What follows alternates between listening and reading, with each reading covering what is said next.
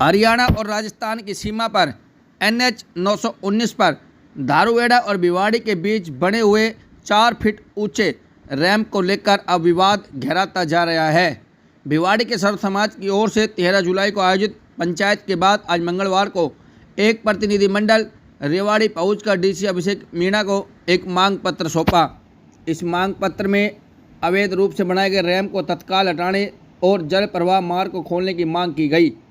भिवाड़ी के नागरिकों ने 13 जुलाई को आयोजित महापंचायत में रैंप को हटाने का निर्णय लिया था। वहीं उनका कहना है कि 27 जुलाई 2023 को धारूहेड़ा नगर पालिका और रेवाड़ी जिला प्रशासन ने हरियाणा सरकार की सहमति से NH 919 पर यह रैंप बनाकर जल प्रवाह मार्ग को बंद कर दिया था। इससे लेकर बरसात के दिनों में राजमार्ग पर 4 फीट तक पानी भर जाता है।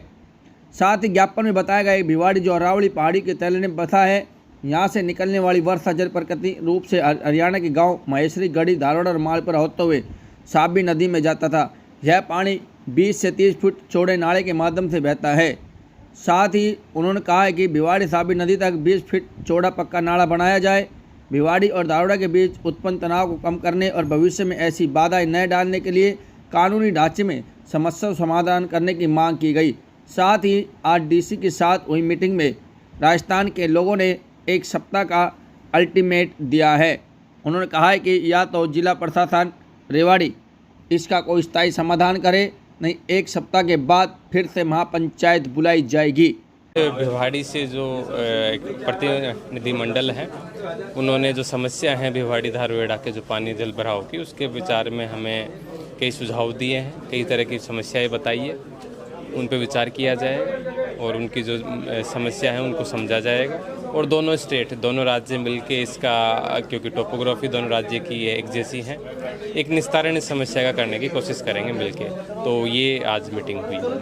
काफ़ी लंबे समय से ये जल भराव की समस्या है धारूहेड़ा और भिवाड़ी में, और इतने समय क्या कारण रहा जो आज तक ये सोल्यूशन नहीं हो पाया? मेरे हिसाब से कुछ टेक्निकल कारण रहे हैं, कुछ इंटरेस्टेड कारण रहे हैं। उसके बाद में पिछले 2 या 3 साल से लगातार दोनों स्टेट मिलके काम कर रहे हैं और समस्या का जो समाधान की तरफ हम बढ़ रहे हैं। और बहुत जल्दी आपको देखने को मिलेगा कि इस समस्या का स्थायी समाधान हो जाएगा। तो हम कोशिश कर रहे हैं पूरी इसको समाधान। जिस तरह से भिवाड़ी से और लोग यहाँ मिलने के लिए आए, ऐसे धारूहेड़ा के लोग भी आने चाहिए था। आप कितने यहाँ आज हमने इनकी बात सुनी है, जो विचार इन्होंने किए उन पे हमने कहा भी है कि उनसे भी एक बार बातचीत करेंगे, बातचीत से ही समाधान होगा। सर, वार्ता में किस तरह के जो समाधान की बातें की गई, किस तरह के आपको एक सुझाव दिए गए हैं?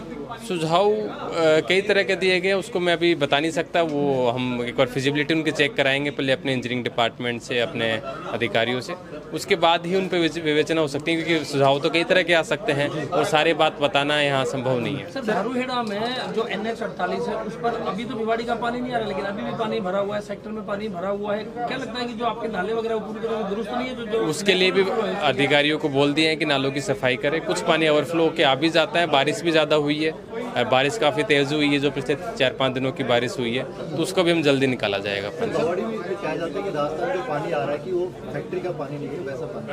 देखिए जी, उसका कोई एक सिंगल आंसर तो हो नहीं सकता। फैक्ट्री का पानी को डायरेक्टली तो नाले में छोड़ता नहीं है, लेकिन कई बार आपको पता है कि हम कंट्रोल भी नहीं कर सकते उसको। अभी जो हमने बीच में कभी सैंपलिंग कराती है तो कुछ सीवरेज उसमें पाया गया है, तो कुछ रेन वाटर उसमें मिक्स है। धारूहेड़ा के लोगों की ओर से भी कोई आपसे मुलाकात करने का मांगा?